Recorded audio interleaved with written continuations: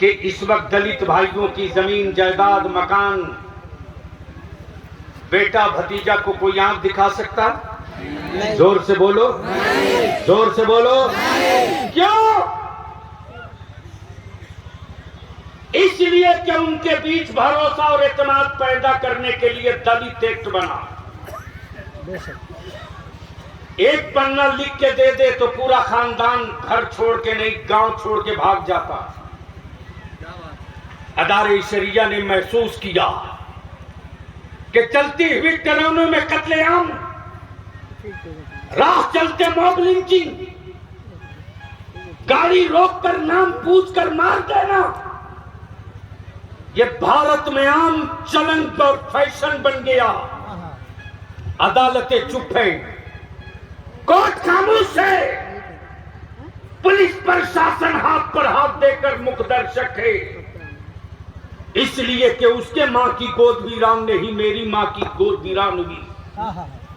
तब इदारे शरिया ने तय किया कि भारत के मुसलमानों के बीच एतमाद और भरोसा पैदा करने के लिए जिस तरह दलित भाइयों के बीच भरोसा जगाने के लिए दलित एक्ट बना है, वक्त आ गया है कि मुसलमानों के बच्चों में भरोसा पैदा करने के लिए उन्हीं धाराओं के साथ मुस्लिम सेफ्टी एक्ट बने। जोर से बोलो, ये बनना चाहिए कि नहीं? इसके लिए अगर आंदोलन करना पड़े तो करोगे कि नहीं? जेल चलना पड़े तो चलोगे कि नहीं? चक्का जाम करना पड़े तो करोगे कि नहीं? और अगर कोई इदारे शरिया बड़ा फैसला ले ले तो इदारे शरिया का फैसला मानोगे या पार्टियों की नौकरी करोगे? अगर बलियाबी कोई फैसला ले तो मानोगे कि नहीं मानोगे? अगर मेरे उलमा फैसला ले तो मानोगे कि नहीं मानोगे?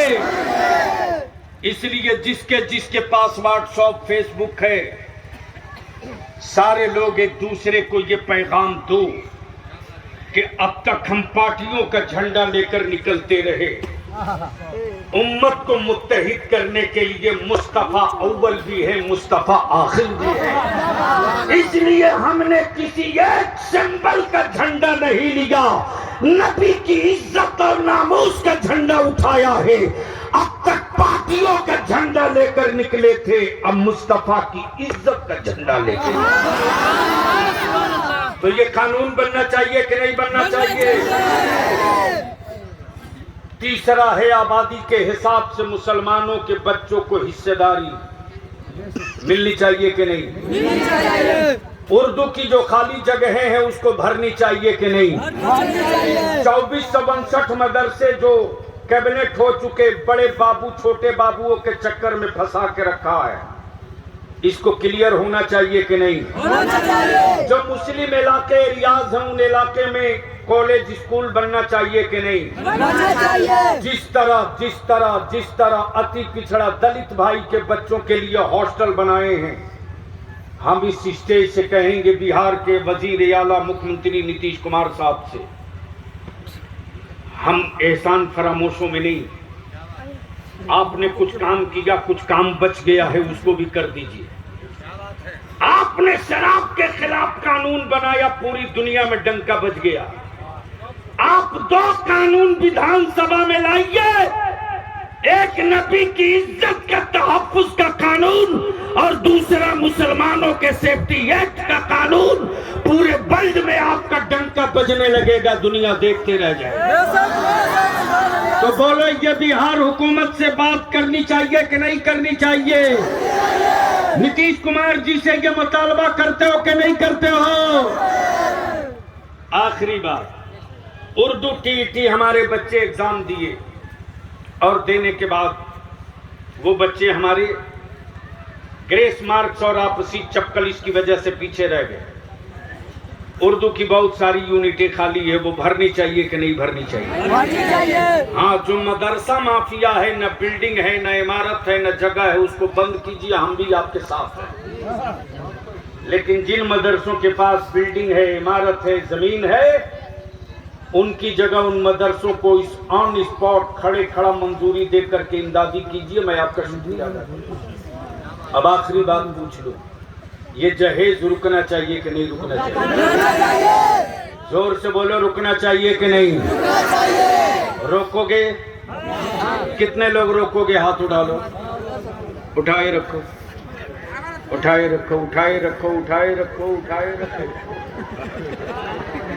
बस उठाए रखो, नीचे मत गिराना, नीचे मत गिराना।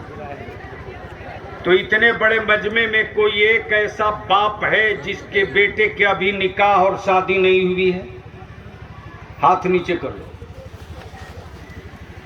कोई ऐसा बाप है जिसके बेटे का अभी निकाह नहीं हुआ है? आगे आ जाए, खड़ा हो जाए उसी जगह।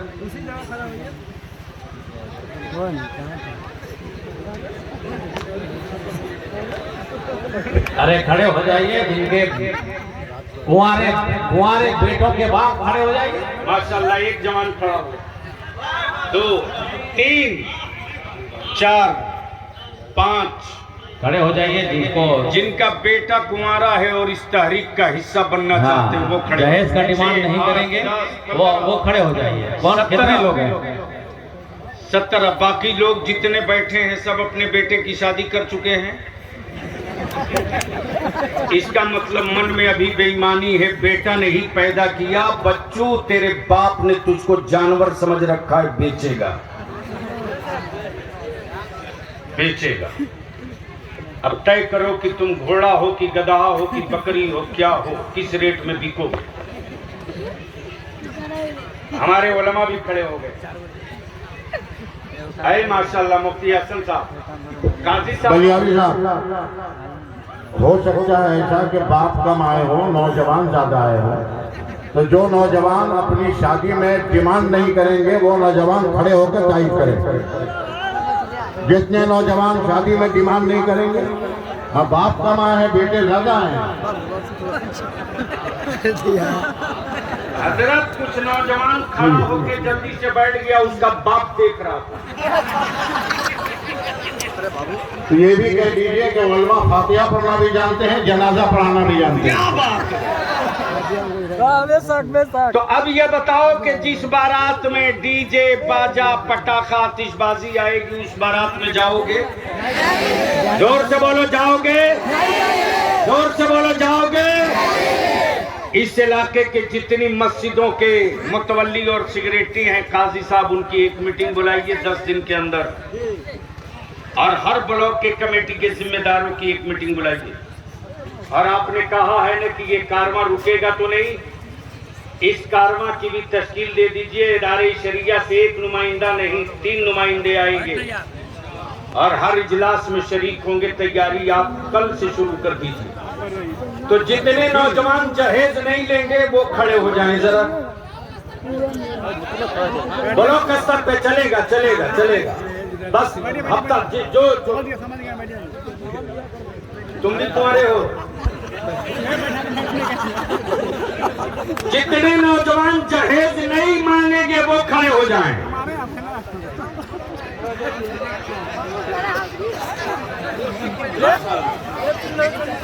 जी, आप दोनों की शादी हो गई? वाह भाई वाह। तो अब ये बात फाइनल है। अब इसी के साथ मैं अपने उलमा से अपील करूं, डरिए मत। किसी भी मुतवल्ली की औकात नहीं है जो आलिम पाल सके। जो बेटा नहीं पाल सकता वो आलिम क्या पालेगा? बेशक।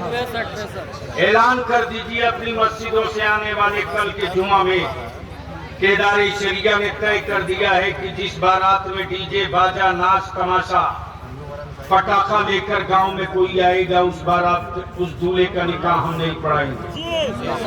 क्या आप लोग मुत्तफिक हैं इस तकरीर से? अरे बोलिए ना, डर क्यों रहे हैं? खड़े हो जाइए। सलातो सलाम।